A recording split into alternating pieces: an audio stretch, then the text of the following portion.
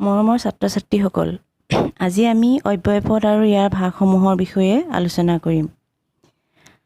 যি পদৰ কেতিয়াও ৰূপ সলনি নহয় তাকে অব্যয় পদ বোলে। অৰ্থাৎ যিবোৰ শব্দৰ বিভক্তি, লিংগ, বচন আদিত কোনো পৰিৱৰ্তন নহয় তাকে অব্যয় পদ বোলে। যেনে নাইবা, নতুবা, আৰু, কিন্তু ইত্যাদি। অব্যয় পদক সাধাৰণতে 7টা ভাগত ভাগ কৰা হৈছে। যোজক বা সংযোজক অব্যয়, পৃথকবোধক বা বিয়োজক অব্যয়, ভাৱবোধক অব্যয়, সম্বোধনবোধক অব্যয়, সমিধানবোধক অব্যয়, আনুষংগিক অব্যয় আৰু প্ৰশ্নবোধক অব্যয়। যোজক বা সংযোজক অব্যয় যি অব্যয়ে দুটা বা ততোধিক পদ বা বাক্যক সংযোগ কৰে তাকে যোজক বা সংযোজক অব্যয় বোলে। যেনে আৰু, এতেকে, গতিকে, কাৰণ, কাৰণে ইত্যাদি। পৃথকবোধক অব্যয় যি অব্যয় পদে দুটা পদ বা বাক্যক পৃথক কৰে তাকে পৃথকবোধক অব্যয় বোলে।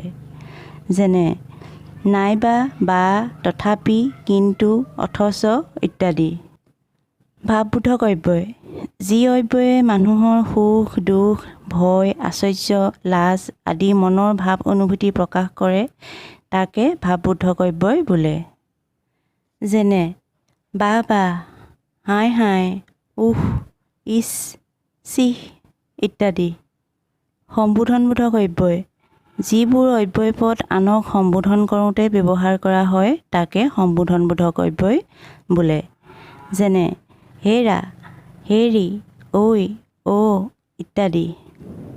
সমিধানবোধক অব্যয় প্ৰশ্ন বা কোনো কথাৰ উত্তৰ দিওঁতে ব্যৱহাৰ কৰা অব্যয় পদবোৰকে সমিধানবোধক অব্যয় বোলে। যেনে এৰা, উহু, বাৰু ইত্যাদি। আনুষংগিক অব্যয় যিবোৰ অব্যয় পদ আন পদৰ লগ হৈ সেইবিলাকৰ অৰ্থ বেলেগ কৰে তাকে আনুষংগিক অব্যয় বোলে। যেনে বাবে, দৰে, চোন, যেন ইত্যাদি।